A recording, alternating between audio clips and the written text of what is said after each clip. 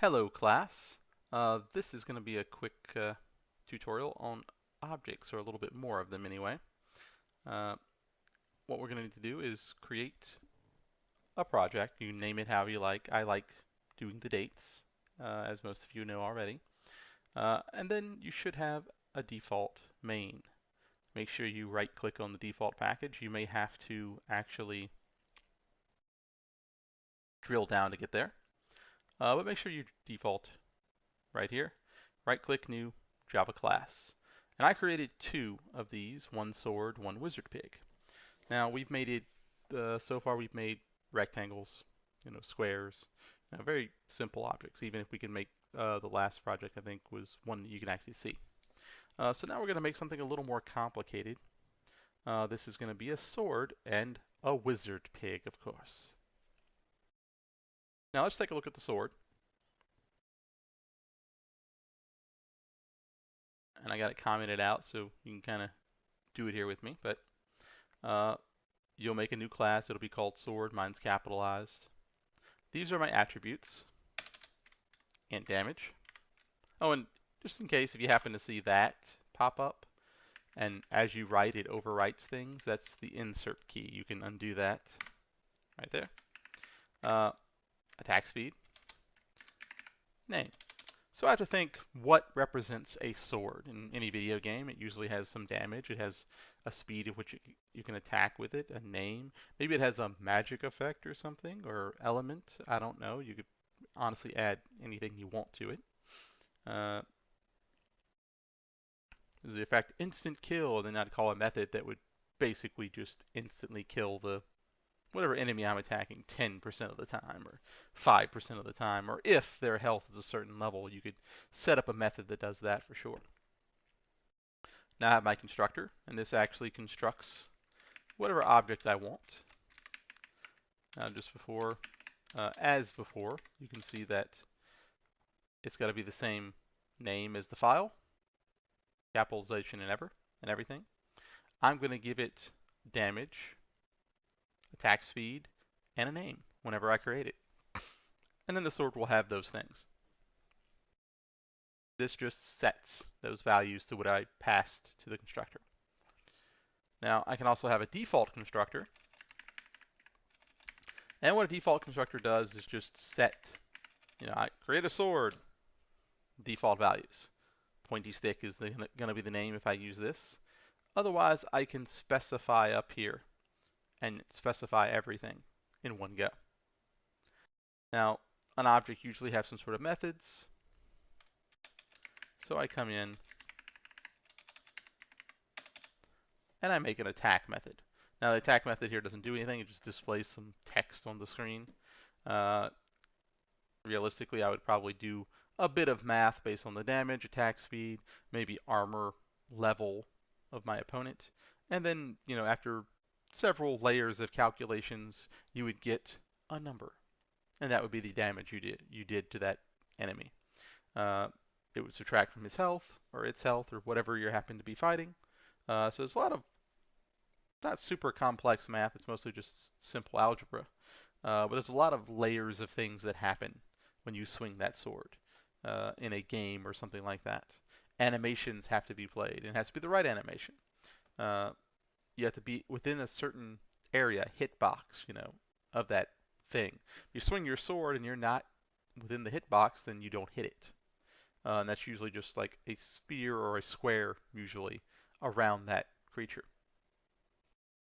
You can kind of think of it like an invisible square. If you're colliding with that square, you can hit it. Boom, you swing the sword.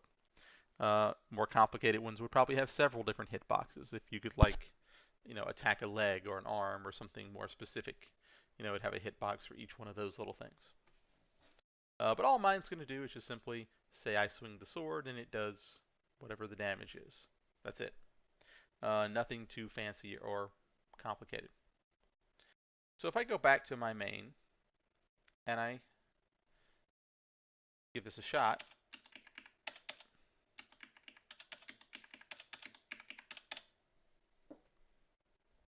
whoop, I uncommented it. Comment. I'm going to create two swords, and then I'm going to call attack on that sword. Now, once you created the sword, and I say, in this case, dot, you'll see things pop up. Now, I didn't make anything private on this, so you see those pop up. Attack is the method that I created. You see that's in black, and there's a bunch of extra stuff here that doesn't really affect us. I'm going to attack, so it's going to take this sword that I gave these values to, and it's going to attack. Noob Slayer will create using the default constructor, which, if you remember, is this pointy stick. So if I run this real quick, you swing, yeah. Uh, Not quite sure how to pronounce that. Ever since my infancy of playing video games, I've always pronounced that Mesa Moon. But it's probably more correctly pronounced Masa Mune, I think. Uh, I like my pronunciation better, but whatever. Uh, anyway, it did 255 damage because that's the number I gave it as damage. The pointy stick, the default constructor, did 1 damage. There you go. Now that's one object I can create. Now I can create multiple objects in a project and have them all interact with each other. Take, for example, a gun. I can create a gun object. This gun object holds bullets. Bullets would be an object. It fires those bullets from that gun. Has an array that keeps track of how many are in there. It fires the bullet from that array, and then that bullet flings across the screen until it gets a certain distance. Then it probably goes back in the gun if it's coded correctly, most likely. It's just disabled. Or some side array somewhere, depending on how you're using it. But the gun can have objects on it as well. Now we're going to create a wizard pig. In this particular case, our wizard pig, Perry Porker, which, by the way, is not like any other, you know, book, if that's what you're thinking of. It's my own personal book that one day I'll write, probably. Perry Porker, and I guess I haven't thought of many of the topics. I just know some of the characters. He's going to have a bacon-shaped scar on his head, you know, that sort of thing. But he's a wizard pig. I mean, how many movies and books do you see with wizard pigs, honestly? Probably not a lot. So that's why it's unique. Now, anyway, back to our wizard pig. It's going to have a name, it's going to have a weight, and it's going to have a magic power. And guess what? Why not give our wizard pig a sword as well? I mean, he can multi-class. You have games to do that. Have one sword in one hand, shoot lightning with the other. Those are the best games, really. Where you don't have to, you know, be tunneled down one path. You can kind of do whatever you want. So these are my attributes, and notice I did make some of them private, which means I'm not going to be able to access them.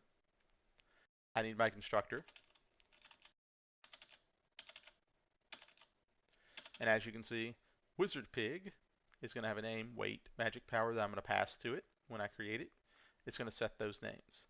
This dot name sets the name of this object. This name here that's in black is the local variable that I'm passing. You don't necessarily have to have those things the same name. I could just do that. And then I actually wouldn't need the this portion. And it would know because there isn't another copy of it. But when you're renaming stuff as the same, it can get a little confusing sometimes. This means this object is generally better to do it that way. But it doesn't necessarily have to be. Now, I'm also going to create a Noob Slayer sword for my wizard pig. He's a wizard. I mean, you're going to give him the best sword in the game? Come on. Not going to happen. So, I have a method called Fireball, where my wizard pig will fire off a tiny fireball that does its own magic power in damage. And just, honestly, just prints something on the screen. Uh, in an actual game, it would probably have a box around it, a hitbox, as it flies across the screen.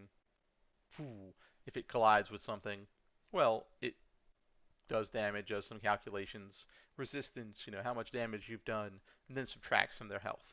That's kind of roughly how that stuff works. But you can kind of envision this, and hopefully after this project you can kind of see how you really can create anything you want. It's one of the nice things I like about objects. Now I'm going to give them another move, the bacon elbow.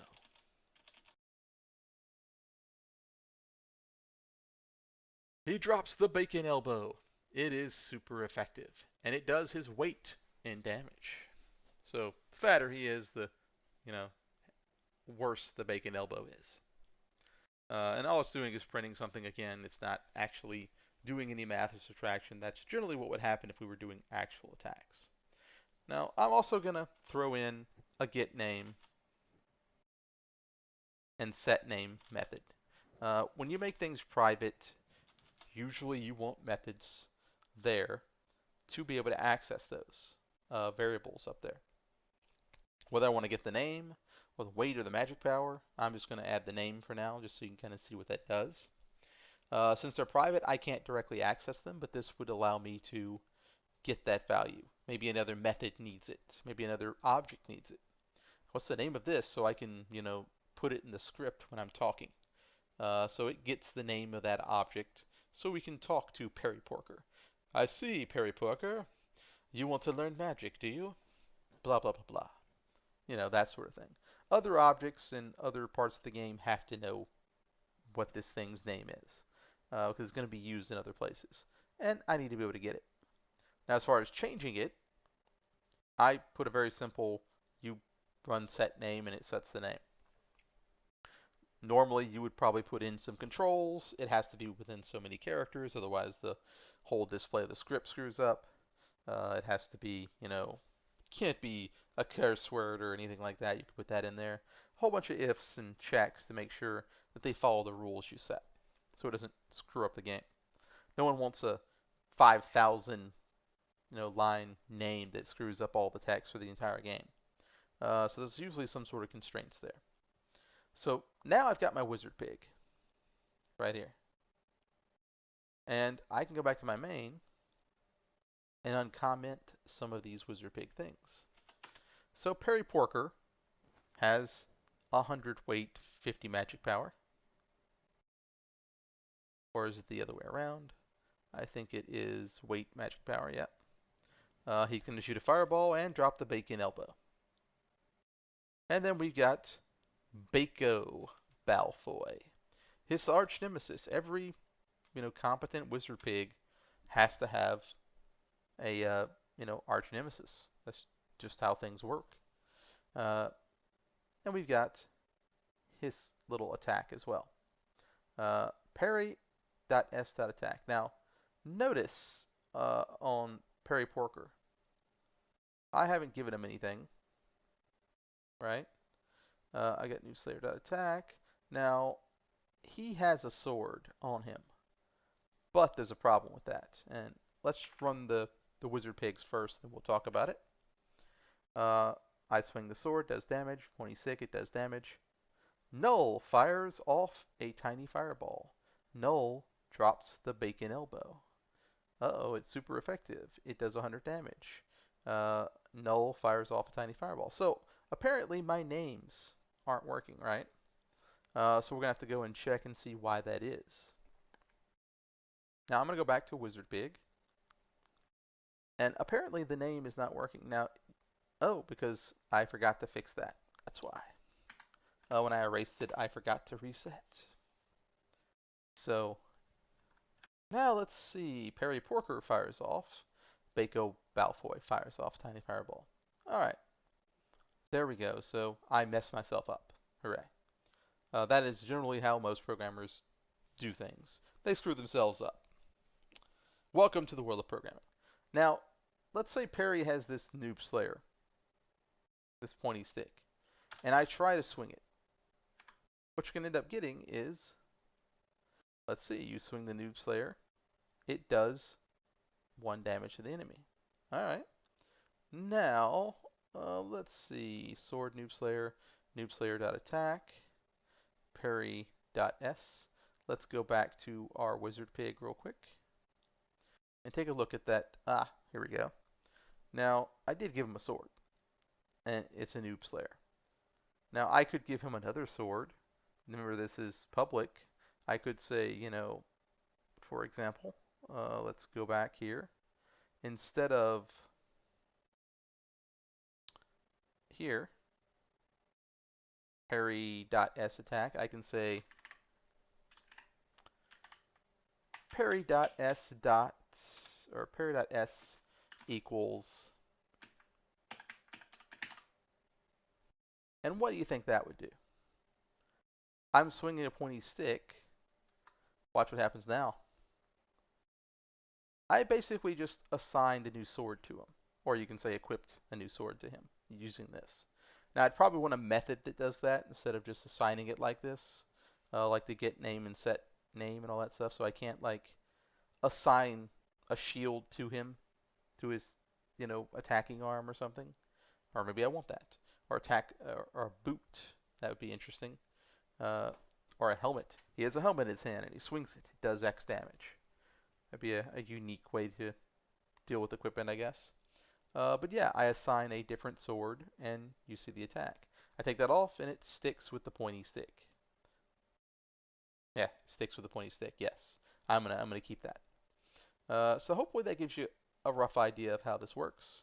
Now I've got two objects in the same file, and I've made both, and I've even equipped one onto the other object. So my wizard pig actually has a sword object on him. And of course, I could equip armor, equipment, crystals. Yeah, honestly, it could be whatever you want. Whatever your brain can think up, you can do it.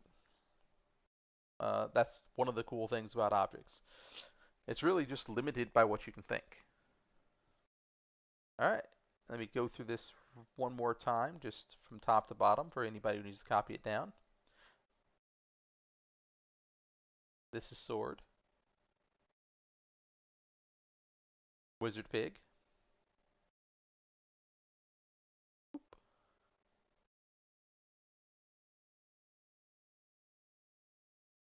and the main file. And I just added this one here. Now, hopefully that everybody enjoyed this, and hopefully get a little bit more confidence on objects. Uh, you need to play around, create your own objects. Anything you can think of, do it. You can create a person who has dialogue. If certain things happen, uh, tell them to talk, and then bam, there goes that particular branch of dialogue. Uh, Anything you can think of. Create a chicken, a person, a building, a map. You can literally create whatever you want. You just have to know how to express it, what attributes it needs, what methods it needs, and then how you can interact with it. All right, hope you enjoyed that. If you have any questions, just leave some comments. Otherwise, thanks for listening.